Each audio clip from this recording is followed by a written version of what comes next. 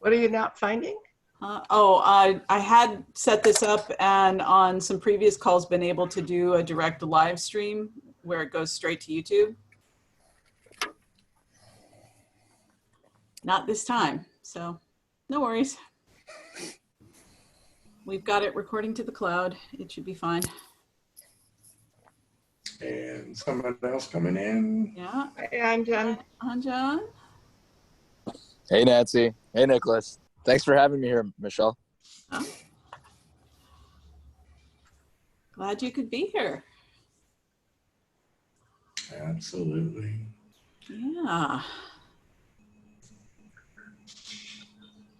So go ahead. Well, so Leoma, maybe you want to take us through just a quick round of just a brief check-in, sort of what's on people's hearts and minds right now.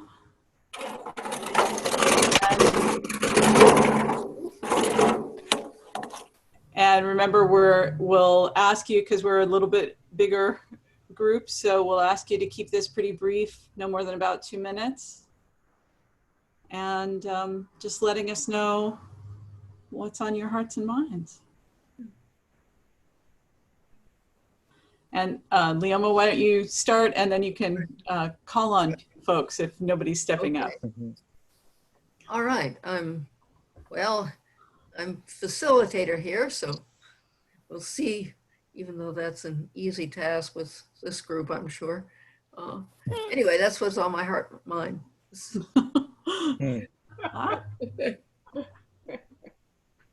I'm happy to see you all. Yeah. Do you want to call on someone and ask each person Nancy to call on someone when they're finished? Call on you. Oh, okay. Step into that one. I've gotten so both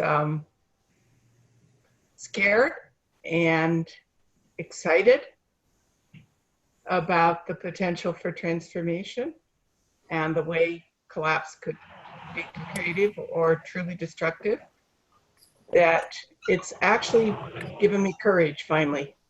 Somehow I seem to be breaking through and actually, what the hell, getting stuff done. And very, very grateful to everyone that I'm seeing on this screen, because every one of you has had some role recently or over a longer term in getting me to this place. And I'm really looking forward to the insight that I expect to get tonight about turning breakdown into breakthrough. Jennifer. And Keith, we're doing a very quick what's on your heart and mind. So maybe I'll call on Paul to go next. Okay. Well, you guys are actually on my heart and mind. I had a radio interview today, and they asked me for a bio, and I always write something just for the occasion. So anyhow, I was trying to think of 2 or 3 things that were essential about where I'm coming from, and I kept thinking of those within reach meetings and the wonder of it.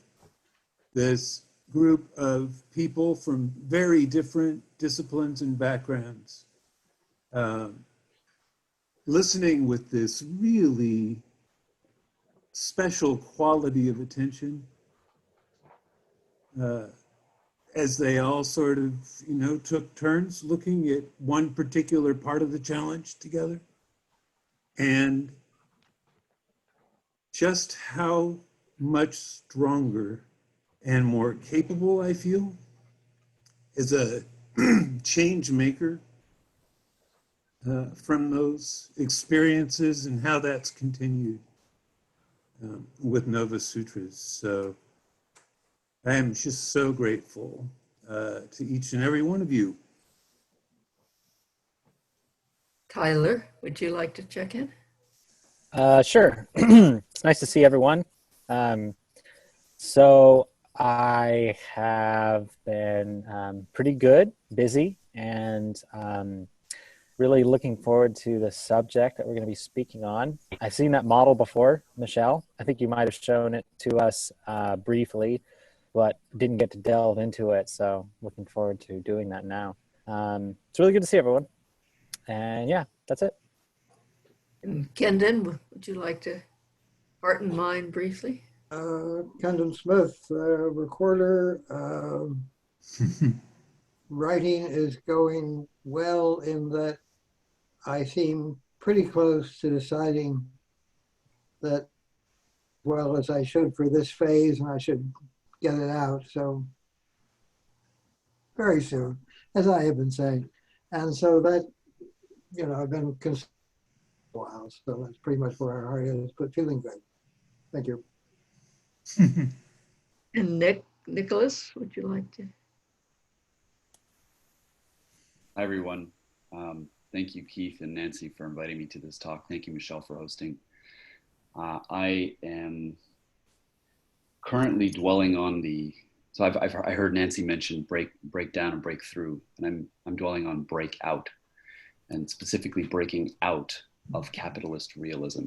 So I'm interested in any socioeconomic, political firepower that can bolster our ability to think in different ways and find alternative life ways to get outside of this quenching and suffocating frame that we are currently residing within. And Keith, would you like to check in?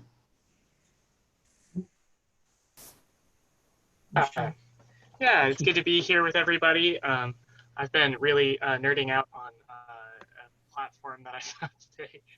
I got to see a couple good friends this afternoon, but then I've been working with Paul on this project to try to bring some kind of connection between African climate activists and activists here in the United States to try to help with relief efforts and whatnot. And I ran across this map, which is the highest fidelity map I've ever found by leaps and bounds on almost every humanitarian type issue imaginable. Definitely has some biases built into it, but everything. And I've literally been spending almost all afternoon just kind of after getting back, just looking through it and learning new things and trying to figure out what's going on with it and how it can be of use to me in the kind of work that I want to do. And I'm really excited for tonight, learning more about Panarchy. And Jen, would you like to?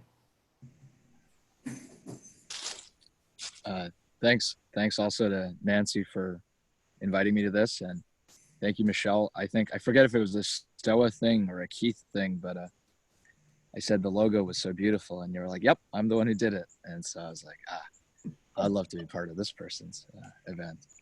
I think what's on my mind now is I was feeling a little bit of a hangover to all these online salons. I feel like I've been on a bender of sorts, an intellectual bender for the last 2-3 months of just dunking my head into this stream. I did not know about Game B. I didn't know about any of these things, and it's kind of like blown me off my feet. And I was starting to feel like, okay, I don't need more ideas. I don't need to talk anymore. Like, this is too much. But I came across this concept of shared attention recently, which is the idea that when you share something with somebody, your chance of remembering it is so much better. So I don't know, you read an article and you just move on. Even if it was an amazing article, there's something about the way it consolidates in memory versus you message a friend with it and be like, oh, geez whiz, or you call somebody. And so I think that for me is giving me a fresh angle to these salons and conversations where they're wonderful in their ability to break frame and give new perspectives and to be generative. But they also just have such a powerful effect of letting these ideas actually take root in us. And without even needing to do anything, to have that kind of integration of what's sometimes abstract, sometimes hard to comprehend ideas has kind of given me a new flavor for this stuff. So that's kind of why I'm excited.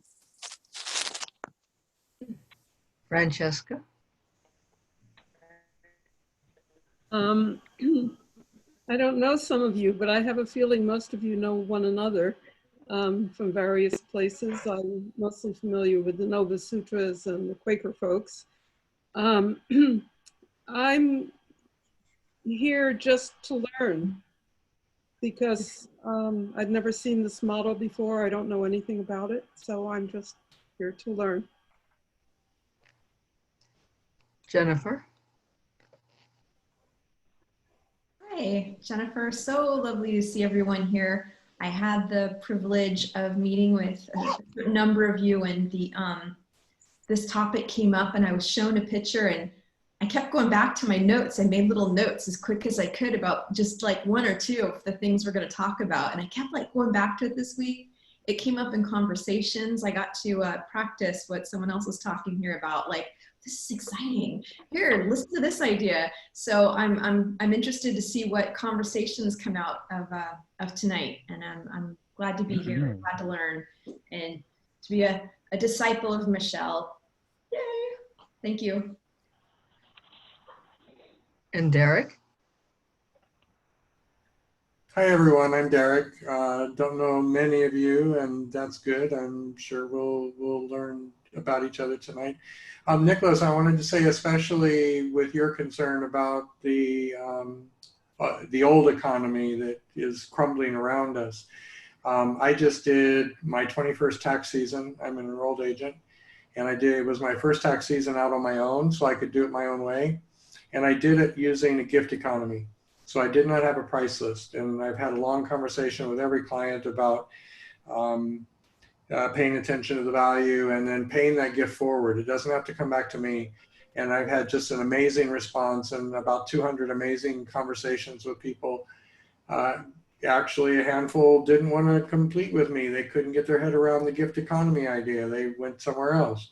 But the other 195, very excited. So, you know, that's what I'm trying to do here, is just bring new ideas into the consciousness. And I think a gift economy is one that we really desperately need right now because of what's going on. So I'll let it go at that and let us move on with the show. No, I think that's everybody.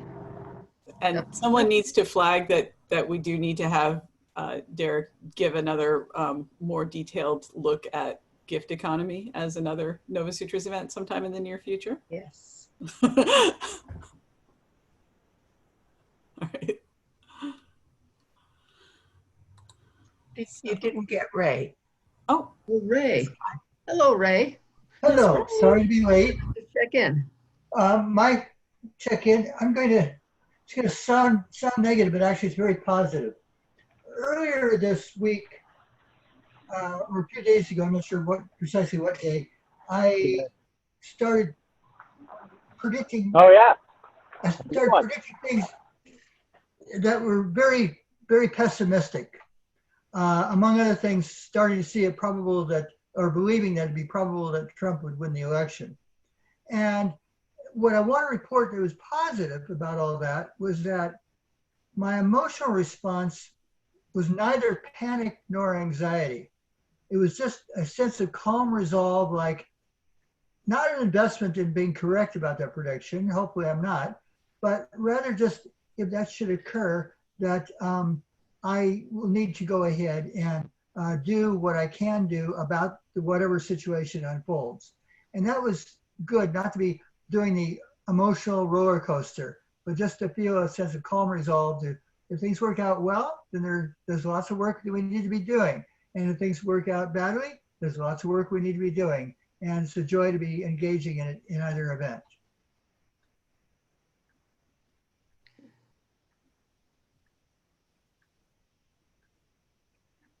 So Michelle, would you like to take it? Yeah, so I'm going to take us into some PowerPoints. Yes, this one, there's a lot of visual stuff I want to show you. So there's going to be a lot of PowerPoints, but first I'll let Derek, as our host, talk us Take through it from here. the beginning. So this is a Novasutras movement presentation, and tonight we're talking about Panarchy. And Novasutras comes with two ideas that we're really trying to presence and explain and express and be. And those two principles are Ubuntu and Agaya. And Ubuntu is historically an African word that points to the bonds between humans. And from a worldview where everything is connected, not just humans, Ubuntu represents the essential truth of interbeing and interdependence that binds us not just to humans and each other, but to the entire ground of being, the field, and the Godhead.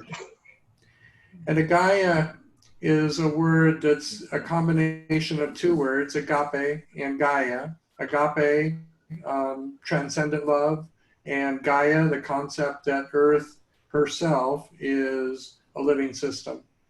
And so we put those two words together, and it points to a deep sacred beauty of the universe and its capacity to create life, organic from inorganic, and possibly the deepest mystery of life itself. And so I'm going to ask that we pause for just a few moments here. And as we ponder Ubuntu, being connected, and Agaya, the sacred beauty of the universe and its ability to create life, let's also think about the deep systems that are involved in our Earth and in our life and in our universe, how everything is connected, and how I was thinking just the other day, I was picking up a can of soup and I'm thinking somebody had to make the can and make the paper and make the ingredients that went into the soup and then put the soup together, and then there was transportation, all these things. It's a deep system connection. So let's take just a few moments here in silence to ponder our interconnectedness.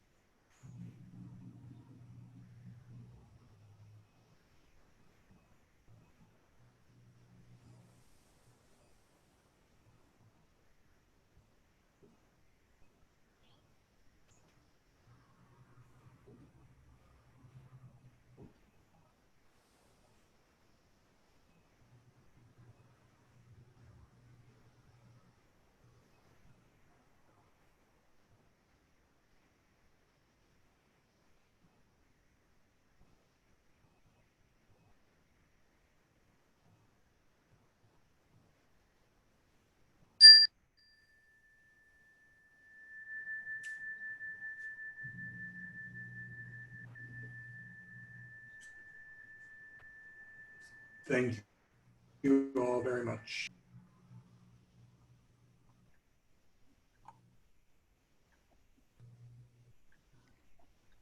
So Michelle is our presenter here. So what I'm going to do with this is actually take you through a lot of material that I prepared about a decade ago for a course that I was teaching.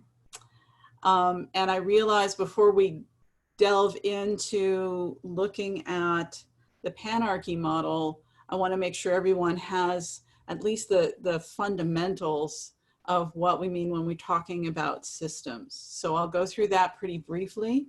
And I encourage you, if you have a question,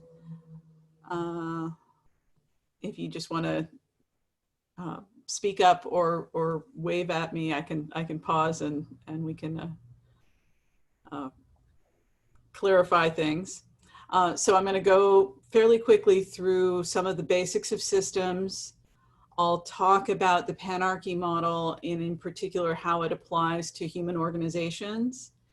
And I also wanted to add in working with Danella Meadows' 12 points to intervene in a system and how that might apply when we're talking about looking at human systems from a Panarchy lens. So that's what I've got for you. And then we'll have plenty of time, hopefully at the end, for a good conversation. The important thing to think about with systems, living systems in particular, but usually when we're talking about systems, what we're talking about is relationships. In living systems, those relationships are self-organizing and they're very dynamic.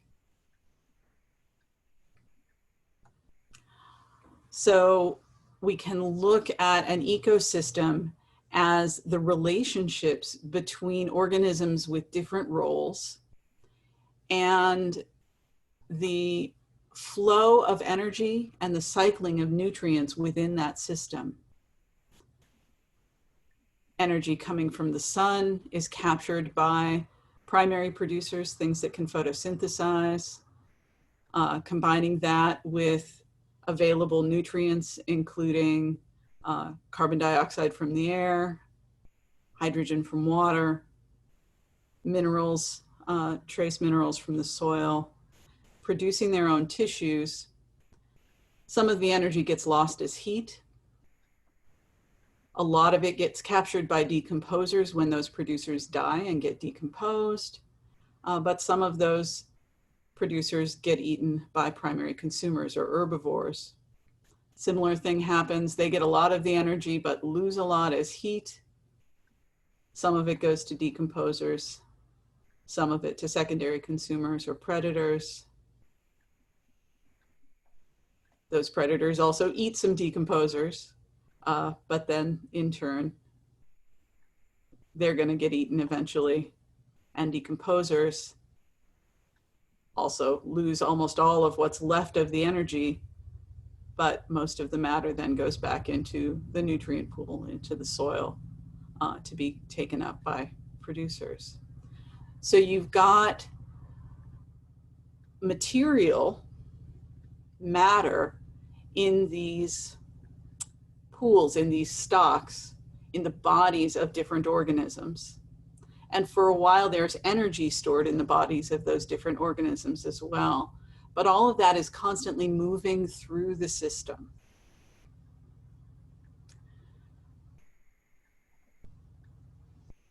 Living systems, we tend to find networks of relationships, and these can be incredibly complex.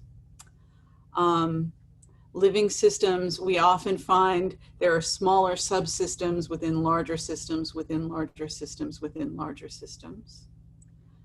You have flows moving through, often energy, but sometimes material that comes into a system, wherever you decide to put the boundaries, and then leaves again. But then there are lots of things that will cycle within the system.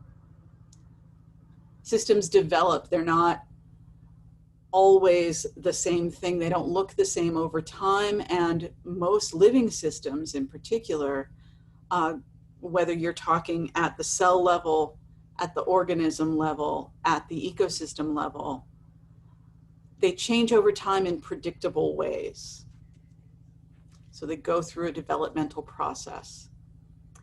And we notice systems as appearing roughly stable, but never completely static. There's always this kind of dynamic balance, or they go into periods of extreme instability. And that's some of what we'll be talking about with the Panarchy model.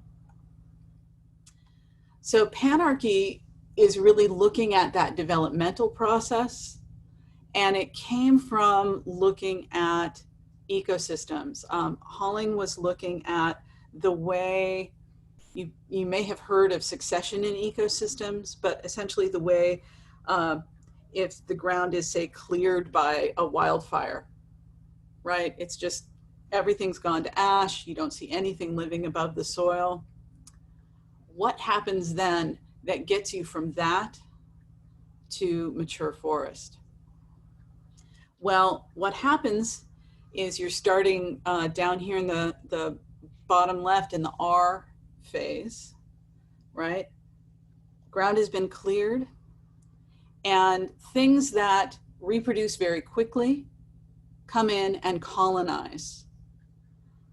New things that can take up materials very quickly and in a almost kind of sloppy, hasty way start to build structure out of those. Those are the first things you see.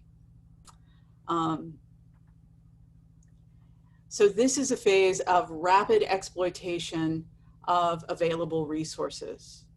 Everything's just there for the taking, and so it gets taken up by the things that can take it up very quickly. And that leads to a very rapid growth.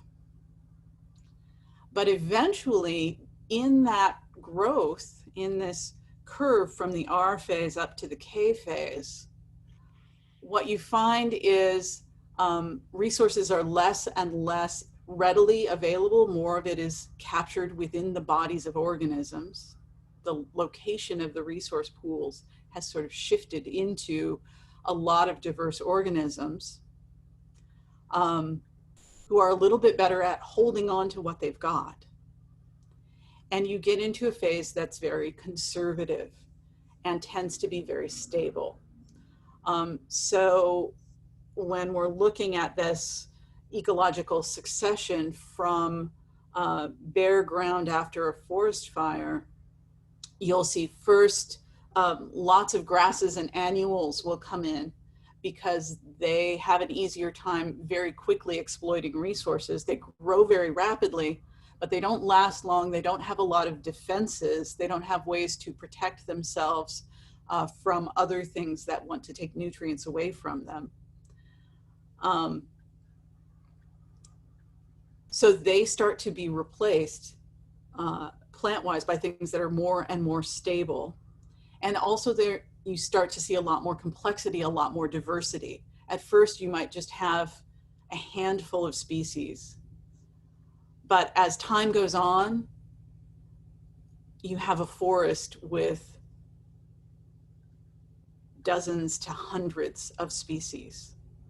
And then that becomes very stable. Systems start to come into place that actually resist change. It becomes very resilient. It tends to bounce back to where it was. So that's when a system is in the K phase. And that's what we see usually when we're seeing a system that looks healthy and stable.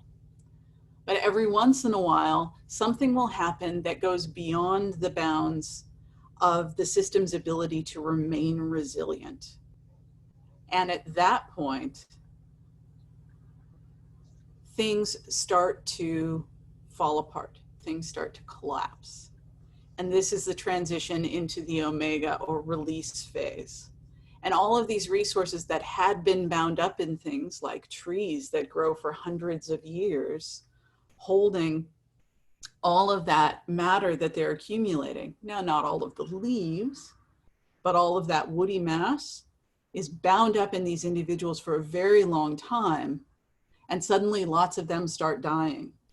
And that means there's lots of biomass that is now released back into the system and can be taken up by decomposers and redistributed. So that's what the omega phase looks like, is it's the falling apart of things and the release of resources. And then there's this alpha phase, and this was really the new insight that Holling had, is when all of those resources get released, it's not like they just sit there. It's not like you just have dead trees that decompose into nothing. You have new kinds of soil being built, something that's very different from the soil that's under a living forest.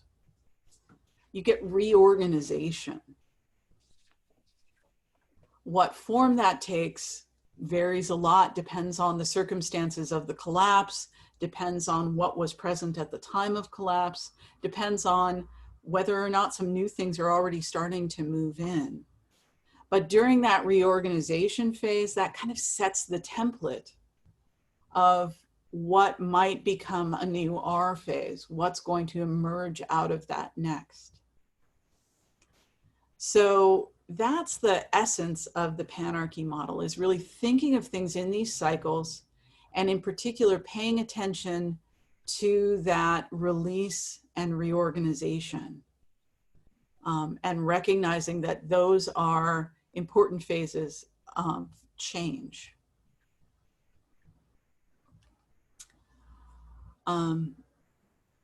So R phase, exploitation and growth. K phase, conservation, stabilization. Omega phase, release of materials, a kind of potentially creative destruction. And this alpha phase of reorganization. And one of the things that McCandless, Holley, and Kimball noted is when you're dealing with human systems, but possibly all other kinds of systems, natural systems as well, there are these traps, these places that things get stuck. In the transition from K phase into omega phase, and in the transitions around the alpha phase prior to the start of a new R phase. The K phase is all about resilience in the sense of trying to bounce back to the way the system has always been, trying to go back to stability. That can create rigidity. And when you're talking about humans and ideas, this can be very strong. And we notice this, and we notice the sort of backlash when there are things that look like they're starting to fall apart or transform, that people will cling to them ever more tightly. And it's very difficult to let go and move on. In the reorganizational phase, it may be that the reorganization doesn't provide a way for those resources to get to the things that might otherwise grow. And that's this poverty trap in the alpha phase that can come up. So McCandless, Holley, and Kimball, these are organizational development people. They were with an organization at the time they were working on this called the Plexus Institute that is focused on complexity. A lot of their work had to do actually with helping hospitals deal with methicillin-resistant staph. So MRSA, MRSA was a huge infection problem in hospitals through the early aughts, and they were part of the group working with medical staff to figure out,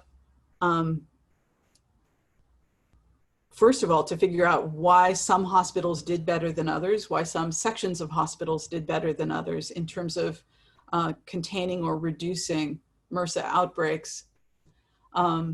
And they used this model as part of their understanding of what was going on in those hospitals as they tried to change them. And I just love, they included this picture of the god Pan, because Panarchy, I hadn't talked about this, but you can hear that the anarchy in there. There's a little bit of that. But there is also this ordering that comes from nature, and the wildness of nature has structure to it. So that's where the term panarchy originated.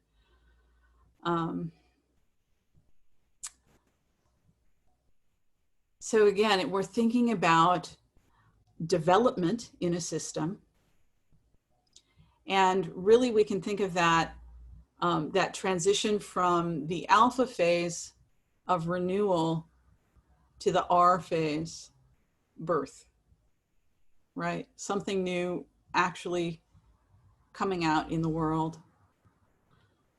There's all of this growth that happens through the R phase, and then you get into the maturity phase, and growth really slows down. It's not happening that much. Resources are available for harvesting. Then you've got the transition into the omega phase where things are breaking down. And in non-regenerative agriculture, you might actually be plowing things. Nobody's talking about regenerative agriculture yet when this slide got designed.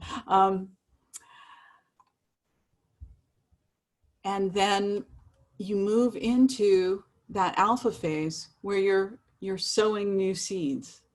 You're planting new ideas, new stuff might happen.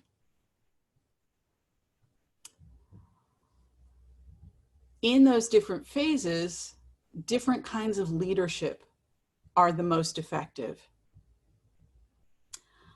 This birth phase, the early R phase, you're looking at entrepreneurs. You're looking at what they were calling adhocracies, which is just a bunch of people get together and decide they're going to do a thing. And it is very much geared around exploitation. There's this new opportunity available. Let's go use it and grow like crazy. But as you move through the first phases of rapid growth, you start to see organizations take on this rational management approach that tries to maintain that rapid growth and tends to get frustrated when they notice that growth is slowing. But the slowing of rapid growth is what happens. That's maturity. In a mature system, you'll get people who are good at conservation functions emerging as leaders. So that entrepreneur of a new business is a very different personality than the bureaucratic leader of an established, mature business.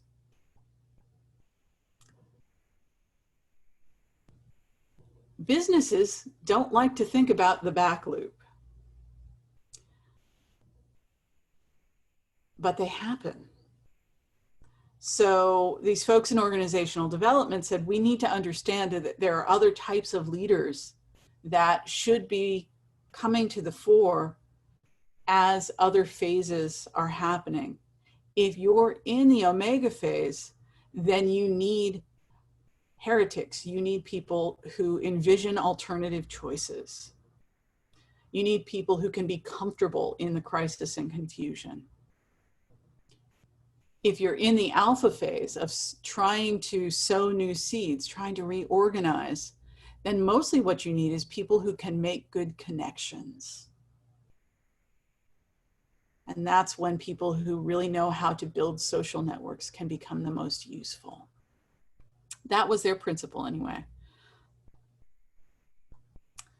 So they see these different kinds of leadership as being useful in different phases of this developmental cycle. And again, it was really this team that said, you know, you have to watch out for these rigidity traps where the mature system is not willing to let go of old practices, even though things are starting to fall apart.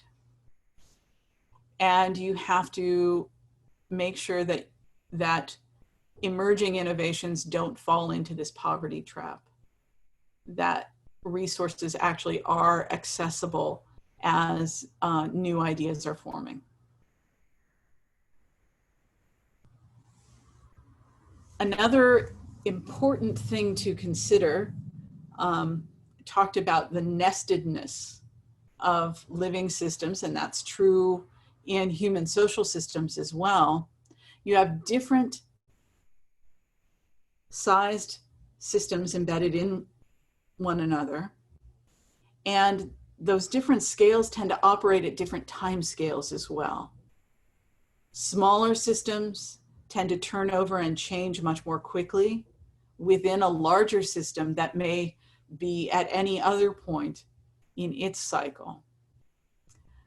When you have large systems that are at the K phase, they tend to sort of send that stability back down and try to damp down big changes in their small systems. But because those small systems do move so quickly, often they will go into a phase of transition that pushes on the systems above them.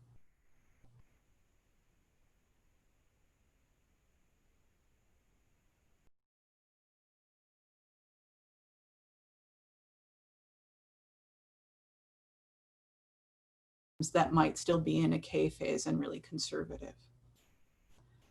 So looking for those opportunities, looking for those small systems that can provide that feedback, and recognizing the ways that large systems are also going to provide feedback and shape the behavior of the smaller systems within them.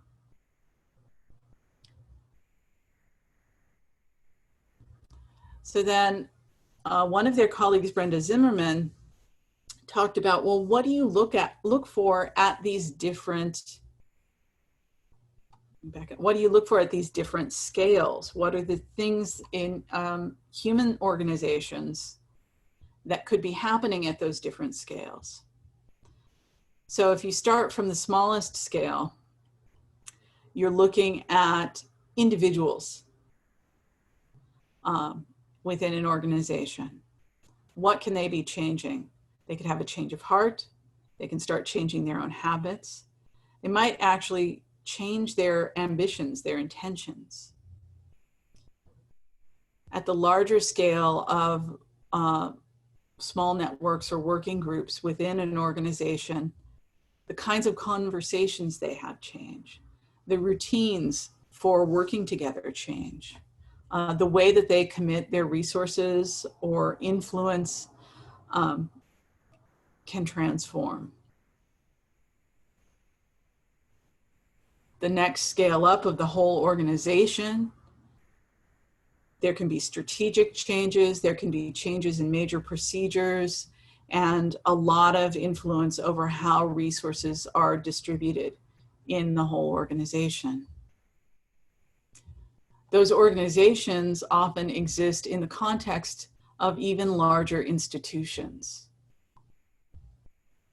Institutions are what influence culture, they set laws or regulations, and again, institutions can have a lot of influence over resource distribution and resource availability. So that was Brenda's notion of the places that you will see change at these different scales. And what I realized as I was putting this talk together is that some of these places have a lot more leverage than others. What do I mean by that? Some of you are probably familiar with the work of Donella Meadows. And one of her most famous articles is this leverage points, places to intervene in a system. And she laid out 12 leverage points from the order of sort of least effective to most effective, but different ways that people can tinker with a complex system in order to get changes.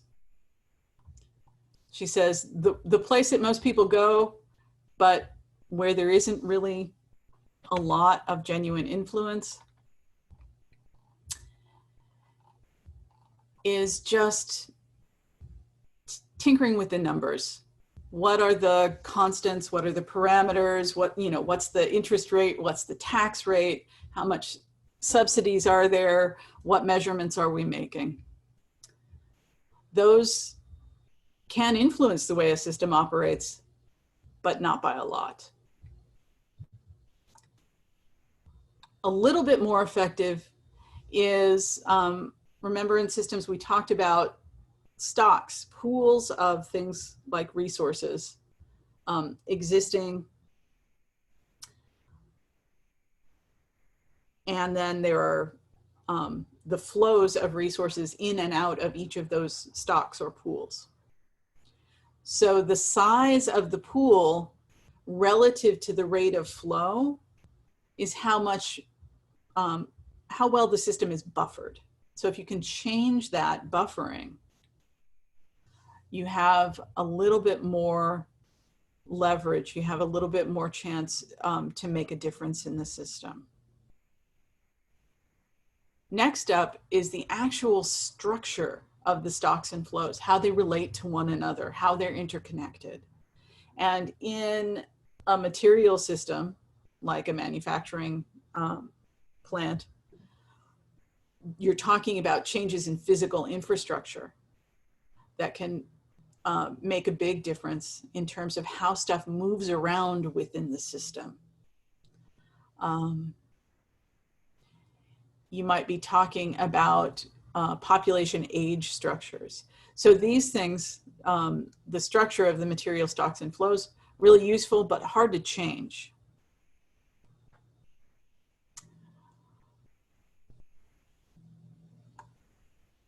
One place where you can make even more difference than changing that layout is if you are able to control how long the delay is between a change in one place and the information about that change getting to another place that's influenced by it.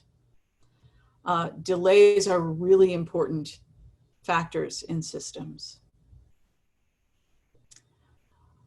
Balancing or negative feedback and how strong that is. Almost all systems have some kind of balancing feedback, something that tends to, you know, especially a system that's in the K phase, it's the thing that helps it tend to stay stable. If it goes too far to the left, it pulls it back toward the center. If it goes too far to the right, it pulls it back toward the center. How strong that is, how much or how little deviation from normal is tolerated. If you can influence that, that will, that can make a big change in the system. Even more dramatic is if you can influence reinforcing feedback loops or positive feedback loops. So these are the vicious cycles, or sometimes the virtuous cycles, where the more something you do, the more of it you can do later. A reinforcing feedback loop is evident in something even like, you know, population. Well, the more people there are, the faster the population can grow because the more of those people can actually breed. So if you can strengthen reinforcing feedback loops, or if you can really dampen them down, you have much more influence than simply, you know, going back and tinkering with numbers and rates and things like that. Then it starts to get really interesting. The next piece is the structure of information flows. This is how different parts of the system get information that allows them to change in response to changes in other parts of the system. In human systems, this is about who and who doesn't have access to what information, and that can make tremendous differences in systems. Finally, we get to actually, you know, setting the rules of the systems. What are the incentives and punishments? What are the constraints? What's allowed and what isn't allowed? This seems like a pretty high leverage point. And this is, you know, this is policy change. This is what most people are trying for with policy change. Although a lot of policies then, in fact, are really about just little tinkering with the numbers, a little bit about information flows maybe, but deep rules that can make a big difference in the way a system functions. even more difference is the power to change the way a system self-organizes. How is that system able to evolve? If you can influence that, you're making tremendous changes. Finally, and a really important one to think about, is working on the goals of the system. What is the system set up to do? This is where a lot of people talk about our economic system. And Paul, I think you used the word, it's a factory for, oh, I forget what you said now. A factory for catastrophe, honestly. It's a factory for killing the planet, is basically what our economic system does. It takes healthy living systems and breaks them down for profit. That's the goal of the system, not to break stuff down, but the profit. If you change the goal of the system, if you say the goal of the system is to make people happy or to keep the planet healthy, the behavior of the system will be radically different. But since currently our economic system says the goal of the system is for people to accumulate wealth, this is what we get.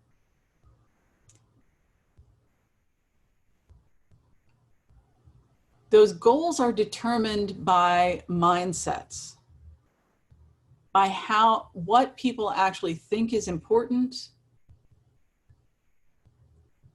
the whole mindset that encouraged the system to develop in the first place. If you can change those paradigms, that is deep leverage.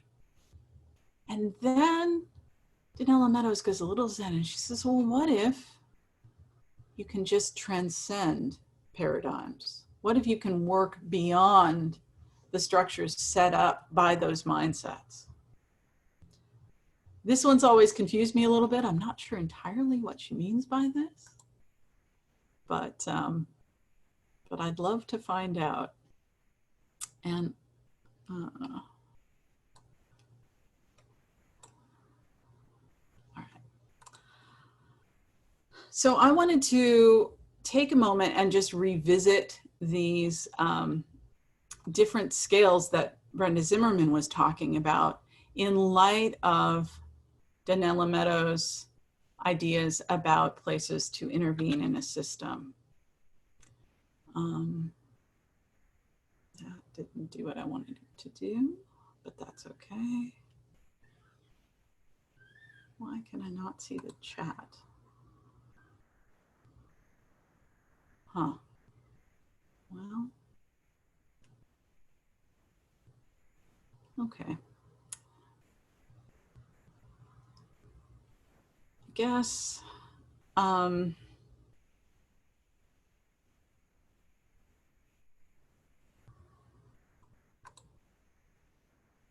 sorry.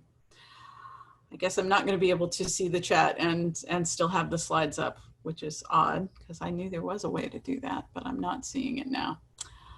So,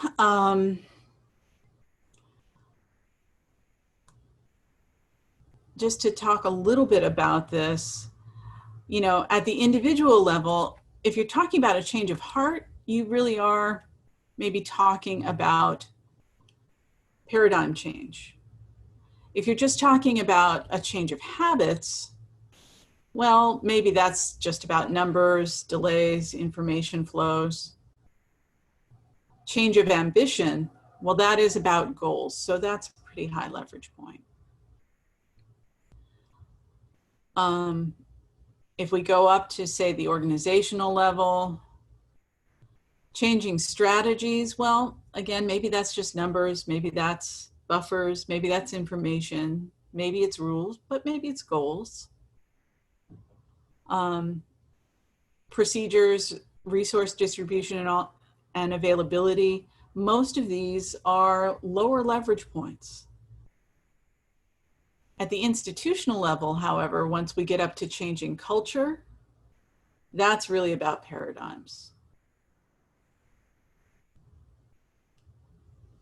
So,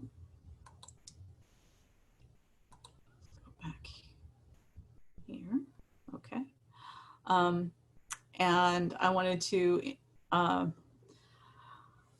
let us transition now to a conversation. And I'm going to first invite Leoma to come on and talk a little bit about the Novasutras discussion agreements. So this is on your screen. It's first listening deeply and respectfully to each other and giving your full attention. When you're sharing, to share honestly and authentically. Then leaving a little silence after somebody speaks. That's important to let things settle in. And honoring all points of view, not getting into an argument, just honoring, assuming everybody's best intentions, and the agreement that any stories or specifics that come up will be kept confidential and not repeated outside of this. And then it says, I'm not quite sure what please ask to pause video is. Oh, just because we are recording this, we probably won't post it publicly. We'll have it unlisted. But if you realize that you want to talk about something that you don't want to end up on YouTube at some point, just ask and I can pause the video recording. Okay. And I suggest, here's the question Michelle is posing, and I suggest after I read it that we take a couple of moments. Maybe you could do a 5-minute. I'm sorry, but before we shift off of the ground rules, I'm always a little thrown by the framing of confidentiality, because the stories and specifics are often the most meaningful things that I hear in this. And I can distinguish usually between things that are vulnerable personal stories versus, let's say, a story of systems change or some political action that really worked or failed, and an analysis of why that involves specifics. And I'm wondering if we could have some understanding about either requesting permission to share a story or inviting someone when they initiate a story to name, this is a story I do not want shared, because we can take away generalities. We already have most of those. It's the stories and specifics that are often the most meaningful thing I take away. So any thoughts or guidance you have about that would be very helpful to me. The please ask to pause the video could be a good clue. This I don't want told outside, but if it's okay for the video, maybe it's okay for me to talk about. Thanks. Thank you for bringing that up and asking for that clarification, Nancy. I'll just chime in and say, from my perspective, it's less about the stories and more about the identification. So I tell stories about my tax clients all the time, but I will never give a name or anything that indicates who this person might be. So the story is useful even without naming the person it came from. And so that's what I would say. That makes sense to me. No, that sounds pretty good. Does that work for everyone else as an interpretation? Works for me. Thank you. So I'm assuming it works unless somebody is objecting. So, okay.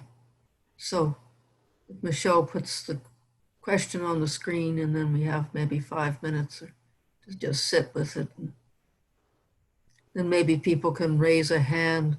And Jen, either you just jump in, or I don't know if you can. Leoma, we're going to go into breakout rooms. Oh, okay. We're going to do 2 breakout rooms. Okay. And so, Leoma, go ahead and read the question. How can the Panarchy model for understanding change in complex systems inform how we might best emerge from the current global crises?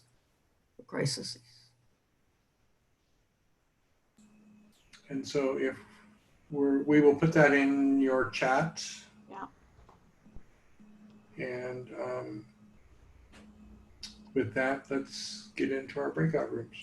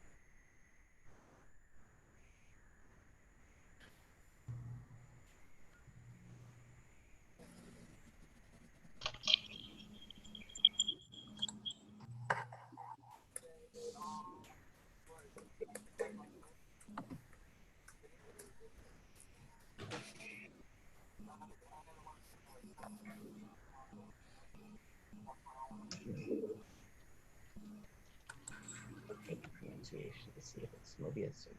It looks like everybody's back. How much longer do we have now? So that's an important question. My intention was to close us out by 8:30. I don't want anyone to feel pressured to stay on longer than that, but I imagine there's a lot of stuff that people want to say. So is there anybody who can't stay on for an extra 5 or 10 minutes? Okay. All Sounds right. like 10 minutes. Okay. Go ahead. So who wants to leap in? Nick. Last night I had a thought. It just came out of nowhere, and it had a nice symmetry to it. Insurgent urgency provokes urgent insurgency.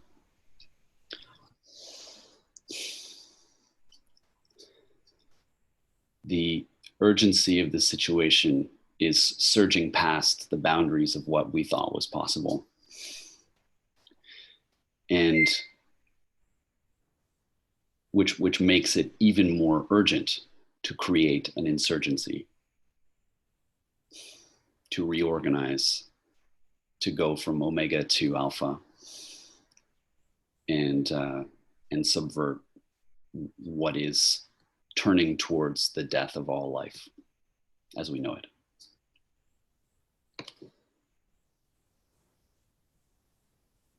Nancy. You.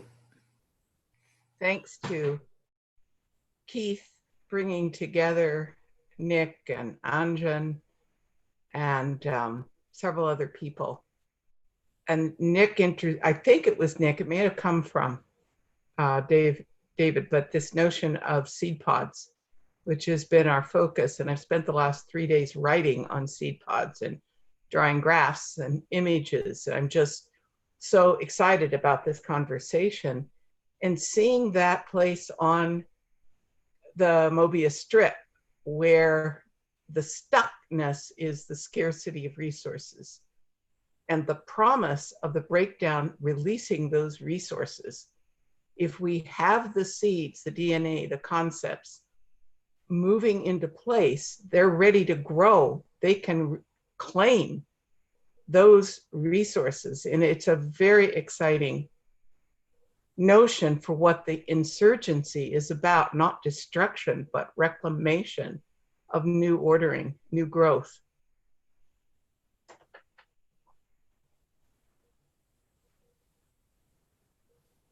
And it's so funny because, Michelle, you said your concern for the seeds, I wrote it down, was protect, disperse, and resource them.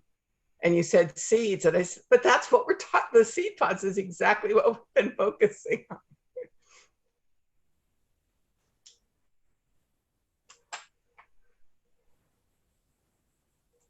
Ray?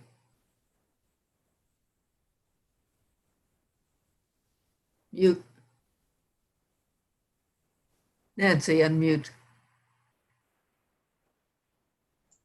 I think that the Mobius model gives us a wonderful insight into how our particular form of destructive capitalism defeats any healthy evolution.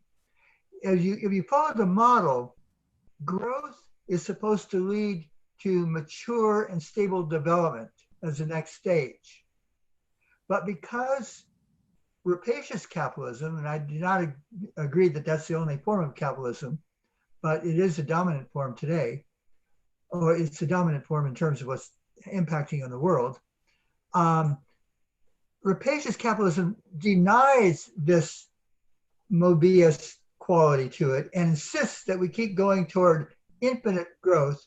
And so what it does, instead of cooperating with develop and going harmoniously in the system, its form of growth is to create effervescent, huge, unstable bubbles, which are highly unstable and create much destruction when they pop or suddenly implode or whatever. And so one of the ways in which, if there is such a thing as a reconstruction reform of capitalism, among the things that would need to be done, and I'm not saying, among the things that would need to be done is how to reconstruct it so that it does not go off in this dizzying, irresponsible and reckless, huge bubble formation, but where its growth leads to mature, stable structures that can go ahead and participate in the ongoing cycle of life. Good. Go ahead, Jennifer. I wanted to say something about the bubble and that desire for the mature and the stable. I think there's a common human problem. I know I've had it, and I know I've seen amongst my peers, but it's probably mostly, at least I can only say this from the American mindset of the people that I know. There's some fascination with permanence. We want all the stability, but that doesn't seem to be the nature of the universe, to just be stable, and that to keep feeding resources into something, thinking you're just creating the biggest loop ever, it's going to be so stable, but we actually don't know what we're feeding. When we're feeding these systems and we think we're aiming at stability, you know what I'm saying?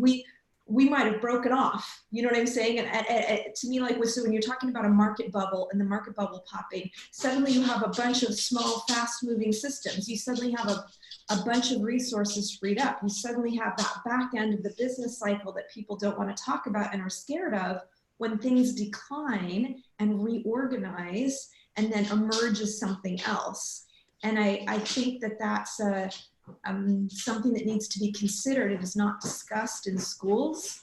America and our institutions, for as much as we supposedly can embrace change and freedom, promote this idea that these are these solid, permanent things. And because they're so solid and permanent, that's why we're safe, instead of recognizing their capacity to change and transform. And it's there, but I'm excited about that back end piece where we need to recognize the fear of the change. And yeah. So I'd like to say, feeding off of both that, the fear of the change often comes from not having a vision of what's possible, not seeing the possibilities and having a good emotive sense of what that might be like. And in our breakout room, Nick was saying a failure of imagination.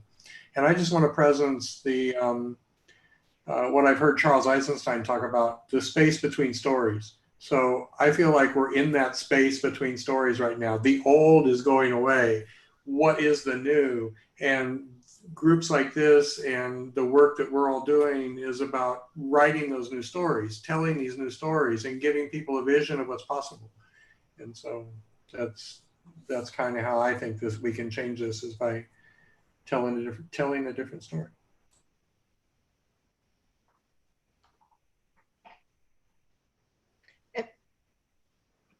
Francesca?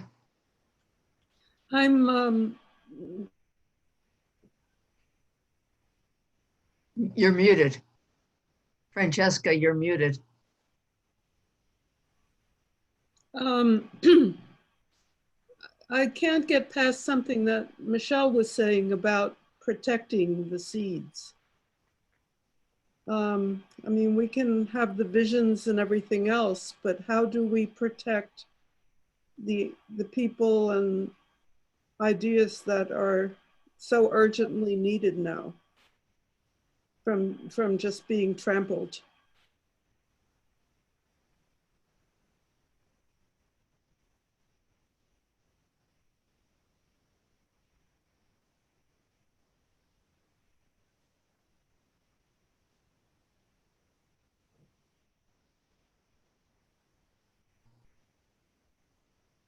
One thing I keep thinking about is how it's not just one of these panarchy loops, but overlays. Like there's the predominantly economic one, and then there are cultural ones. And that somehow in the nested panarchy of cultures, that there might be a way where small groups can form a stability that protects them and gives the individual some sort of a safety, if the small groups can find ways to connect with the larger in a different way, so they don't feel threatened by the larger change.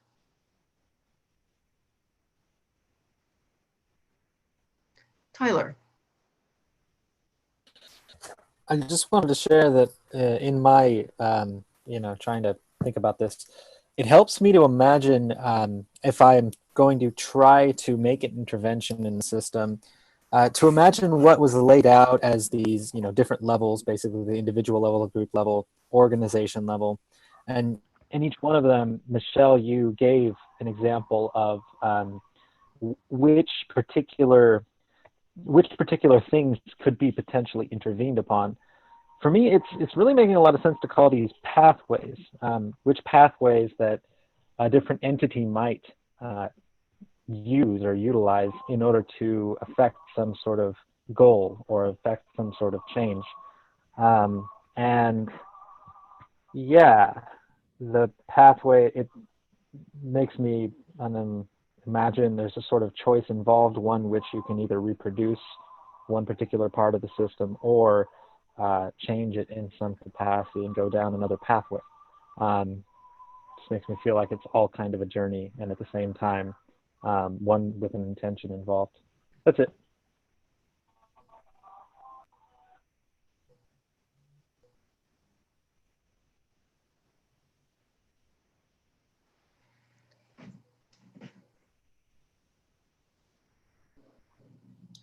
There's some words in the chat. The cyber positive thanatropic predation. I thought maybe somebody might want to expand on that one. Well, thanks for calling me out on that. Cyber positive is a positive feedback loop. Just as simple as that. Thanatropic is a turning toward death. And predation does not need to be defined. And so this was my kind of cobbling together of concepts that have been swimming around in my mind, notably inspired by accelerationist readings on what capitalism, or not even, but capital, what is behind capitalism, actually is, what it actually wants if we were to hypostasize it, to turn it into a force with a will. It is a turning toward death. It is anti-humanist, it is anti-speciesist, entityist. It is a classic paperclip maximizer. Nancy. that I have to say, in response to what you said, Francesca, and what you said, Nick, it feels that potentially, energetically, the resilience, the enormous resiliency of life, the energy released that we're talking about, while extremely dangerous, and there are so many ways it could go wrong and will go wrong. I mean, there's many ways it will go wrong. There will be, I was just thinking today, millions, maybe billions will die, human and others, other species. But many, many more will die if we kill each other as well. And many fewer will die if we shift towards saving all we can. And in shifting towards saving all we can, that is this deep paradigm shift that is the reverse of the shift towards death. And it's conceivable that the resilience, the force to live, will be so strong, even as we confront, even as we go through all of this, that it will be beyond protection of the seeds. It will actually be the the generation of the seeds. And I want to be as rigorous and careful in my thinking and not engage in wishful thinking. Be as alert to dangers as to positive potentials. And at the same time, yield to joy and the energy of life that, I mean, there is a sense in which this is exploding open.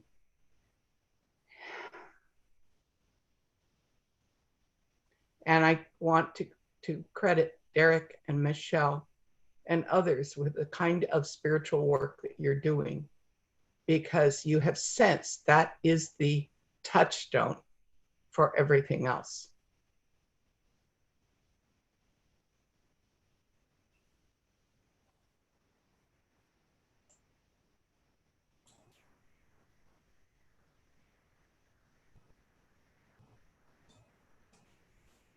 That might be a perfect note to end on.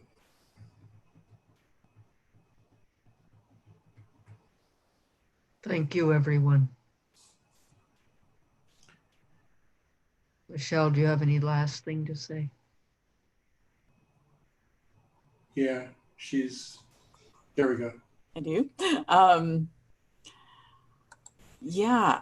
So I want to take us out with a little bit of our formal closing, but just before we get into that, just to really thank everyone for their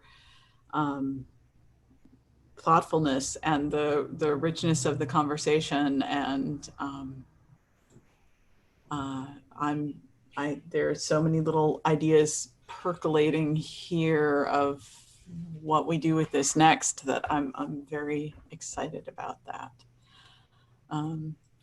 So Derek, if you want to take us out with the host role, I will share screen again and get us back into presentation mode. There you go. So we have events that Novasutras puts on, and if you like this kind of thing, then you can go to novasutras.org and find out more about what we do. If you have a particular event or topic you'd like us to present on, we're happy to take email suggestions and things like that. We have a presentation, a guided meditation coming up on Friday at 1. Talking about equatorial rainforests.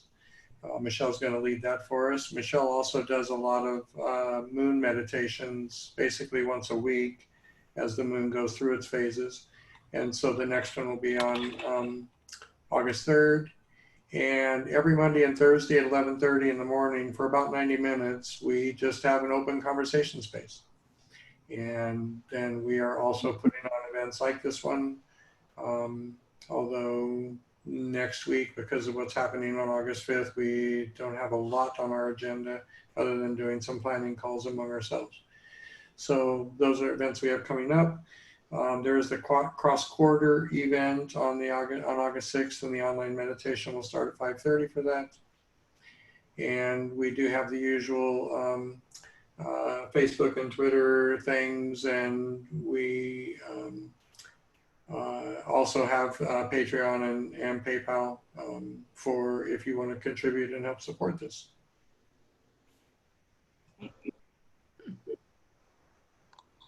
Okay, well, Michelle invited me to close us off with a moment's silence and a chant, so I will take it up.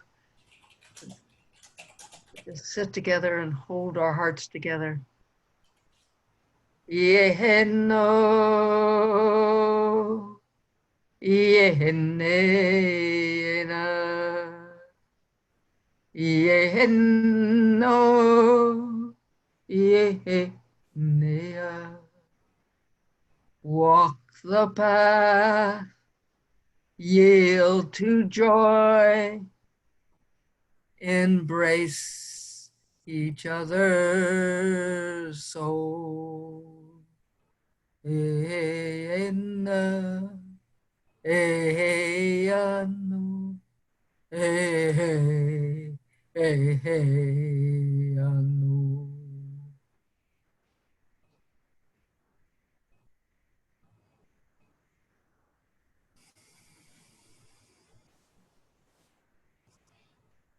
Be well, everybody.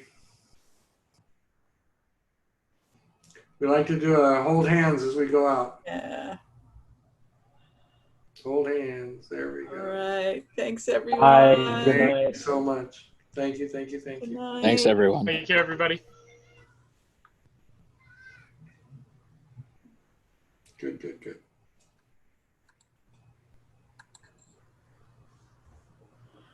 Well, Thank you both. That was fun. Well, very nice, got a very nice. word. Good job, Leona. Okay. Yeah, I'm not going to give you any shit about recognizable words. That was fantastic. Oh, Okay. Yeah. You didn't even get doggerel. Yeah. no. There That. Oh. There she, what'd she quit for? Oh my God. Okay. Well. Oh. Tyler asked if he could have the slide deck. Right. Yeah. I'll email it out to everybody. I have. Yeah, I have everybody's email. Okay. Because Nancy sent me the emails for the other invitees, so Okay. I should be able to figure that out. Fantastic. And yeah, this is. Oh, here I can stop the recording now.